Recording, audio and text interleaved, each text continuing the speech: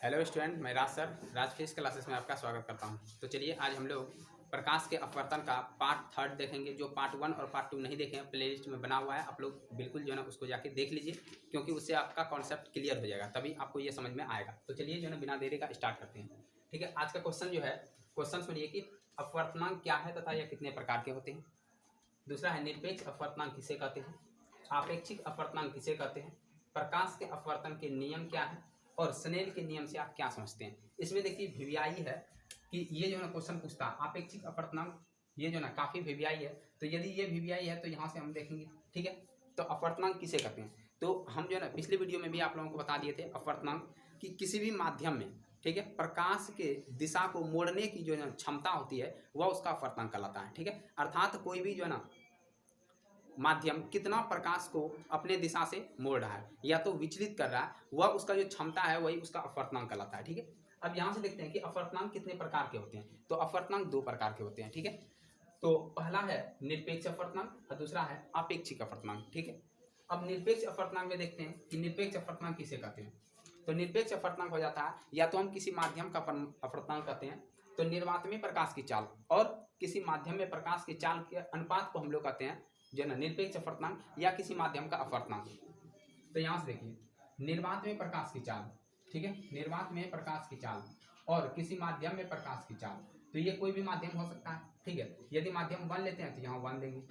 तो निर्वात में प्रकाश की चाल और माध्यम जो ना किसी माध्यम में प्रकाश की चाल के अनुपात को हम लोग कहते हैं निरपेक्ष अपवर्तनांक। तो अपवर्तनांक को एन से या म्यू से प्रदर्शित करते हैं। ये भी आप लोगों को याद रखना, ये एन से या म्यू से जो है इसको प्रदर्शित करते हैं।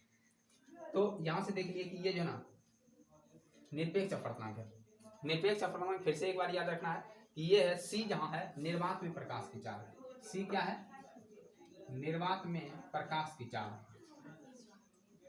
और ये भी है माध्यम में प्रकाश की चाल, माध्यम में प्रकाश की चाल। तो ये आप लोगों को याद रखना है।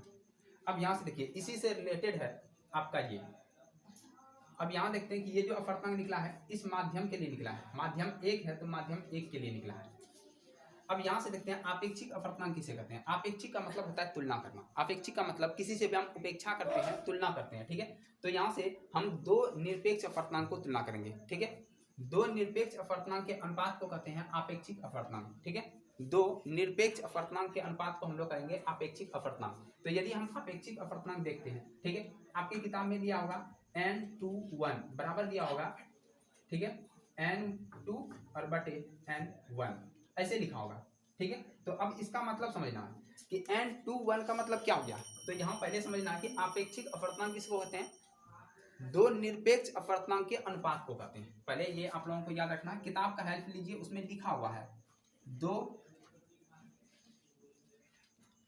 निरपेक्ष अपवर्तनांक के अनुपात को, ठीक है, आपेक्षिक अपवर्तनांक कहते हैं। आपेक्षिक अपवर्तनांक कहते हैं। ठीक है, ये आप लोगों को याद रखना, दो निरपेक्ष अपवर्तनांक। तो दो निरपेक्ष अपवर्तनांक यदि लेते हैं तो निरपेक्ष तो बता ही दिए कि निर्वात में प्रकाश की चाल और किसी माध्यम में प्रकाश की चाल को कहते हैं। तो दो निरपेक्ष अपवर्तनांक लेना है तो इसका मतलब दो माध्यम है। ठीक है, दो माध्यम, जैसे हम बोल सकते हैं कि यहाँ पे ऐसे ले लें। ठीक है, ऐसे लेते हैं कि एक तो यहाँ मान लीजिए कि ये जो ना आपका वायु है और दूसरा यहाँ पानी है। तो यहाँ पे वायु एक अलग माध्यम है, तो इसको हम कह सकते हैं, यहाँ यदि इसमें बोलेंगे तो इसका हो जाएगा μ1 या n1। ठीक है, और ये जो ना μ2 या n2, ये आप लोगों को याद रखना। अब यहाँ देखिए हम लिए हैं क्या कि दूसरे माध्यम का निरपेक्ष जो ना आपेक्षिक अपवर्तनांक पहले माध्यम के तुलना में, जब भी हम तुलना करेंगे तो निकलेगा यहाँ से। तो इसको क्या बोलेंगे कि आपेक्षिक अपवर्तनांक है किसका, तो ये दूसरा का है पहले के तुलना में, दूसरा का है पहले के तुलना में, इसलिए हम यहाँ दूसरा को ऊपर में रखे हैं और नीचे कर दिए 1। ठीक है, तो यहाँ जो है ना ये इसका भी जो निरपेक्ष अपवर्तनांक, इसका भी निरपेक्ष अपवर्तनांक, दो ये क्या है देखिए, ये है निरपेक्ष अपवर्तनांक, पहले बता दिए कि ये निरपेक्ष अपवर्तनांक है, और दो निरपेक्ष अपवर्तनांक हो गया, दो निरपेक्ष, एक तो ये हो गया और दूसरा जो है ये हो गया। ठीक है, दो निरपेक्ष, तो दो निरपेक्ष जो ना अपवर्तनांक के अनुपात को कहते हैं आपेक्षिक अपवर्तनांक। इतना क्लियर होना चाहिए। अब यदि इसको आगे बढ़ाएं, देखिए आगे यदि बढ़ाते हैं तो n21 बराबर n2 का हम जो ना फॉर्मूला क्या बना सकते हैं n2 का। देखिए जैसे n1 का है तो c/v1 है, तो यहाँ हम लिखेंगे c/आइए n2 है तो v2 लिखेंगे, ठीक है। और यहाँ पे फिर इसका निकालेंगे n1 का, तो n1 का देखिए ये है c/v1। अब c और c यहाँ कट जाएगा, तो ये v1 चले जाएगा ऊपर और v2 हो जाएगा नीचे। तो ये भी आप लोगों को याद रखना है n21 बराबर v1/v2। इससे भी डिफिनेशन हम निकाल सकते हैं, क्या निकाल सकते हैं कि जो है ना माध्यम 1 का निरपेक्ष अपवर्तनांक, माध्यम आपेक्षिक अपवर्तनांक माध्यम 2 के जो है ना अपेक्षा।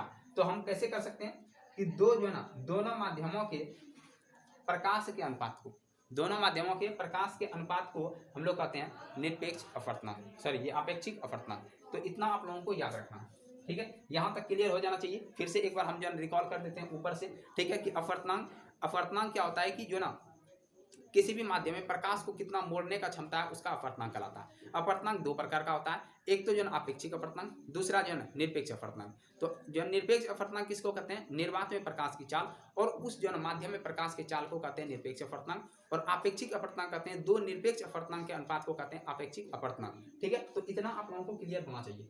अब यहाँ पे दिया है प्रकाश के अपवर्तन का नियम, प्रकाश के अपवर्तन का नियम। तो कौन कौन प्रकाश के अपवर्तन का नियम है, तो हम जो है ना शुरू में ही बताए थे प्रकाश के अपवर्तन के दो नियम है, प्रकाश के अपवर्तन के दो नियम है। देखिए यहाँ से आप लोगों को क्लियर होना चाहिए कि ये जो है ना कोई माध्यम है, मान लीजिए यहाँ पानी है, ठीक है, और ये निर्वात या वायु ले सकते हैं आप।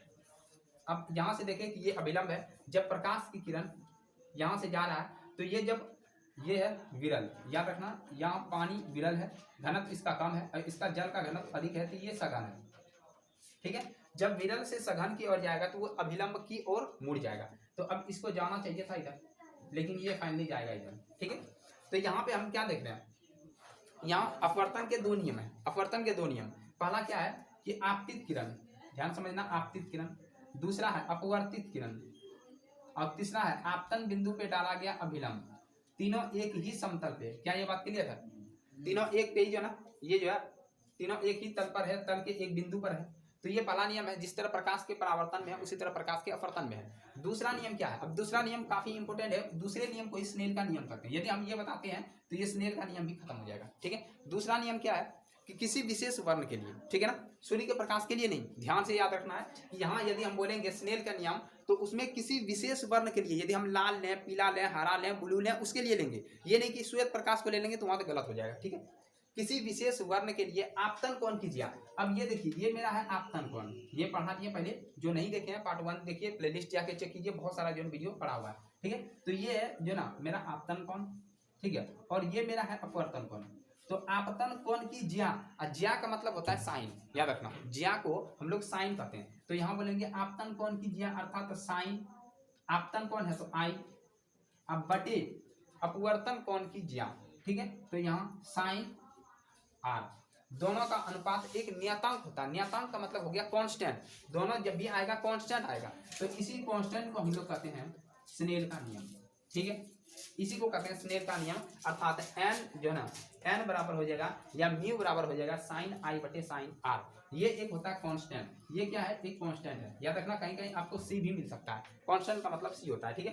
तो ये जो ना स्नेल का नियम कहलाता है। फिर से एक बार सुनिए, स्नेल का नियम क्या है, ठीक है। स्नेल का नियम, स्नेल का नियम है किसी विशेष वर्ण के लिए, किसी विशेष वर्ण के लिए आपतन कोण की ज्या और अपवर्तन कोण की ज्या का अनुपात एक नियतांक होता है, जिसे हम स्नेल का नियम कहते हैं, ठीक है। इतना आप लोगों को याद रखना है, जो कि काफी वीवीआई है, ये एग्जाम में पूछ सकता है, ये जो ना बहुत चांस है पूछने का। स्नेल का नियम अक्सर पूछ देता है, ठीक है। तो आपको याद रखना है, ये सिर्फ याद रखना है, स्नेल का नियम किसी विशेष वर्ण के लिए, श्वेत प्रकाश के लिए नहीं, सूर्य के प्रकाश के लिए नहीं, किसी विशेष वर्ण, यदि हम लाल लेते हैं तो लाल के लिए, हरा के लिए, ब्लू के लिए, पीला के लिए, इसके लिए हो सकता है, ठीक है। किसी विशेष वर्ण के लिए, बस इतना ही याद रखना, किसी विशेष वर्ण के लिए। तो इसी को स्नेल का नियम कहते हैं। स्नेल क्या है, स्नेल एक वैज्ञानिक था, उसने ये नियम दिया, इसलिए उसी के नाम पे है स्नेल का नियम। जैसे न्यूटन ने गति का नियम दिया तो न्यूटन के गति का नियम, ठीक है, उसी प्रकार से, और कुछ नहीं इसमें खास है, ठीक है। तो चलिए, ये आपको जो है पांचों समझ में आ गया होगा। जो नहीं आया होगा तो आप लोग एक बार कमेंट कीजिएगा, और यदि आपको कोई भी इसमें डाउट है तो आप कमेंट करके जो है बता सकते हैं। तो मिलते हैं एक बेहतर वीडियो के साथ फिर से। जय हिंद।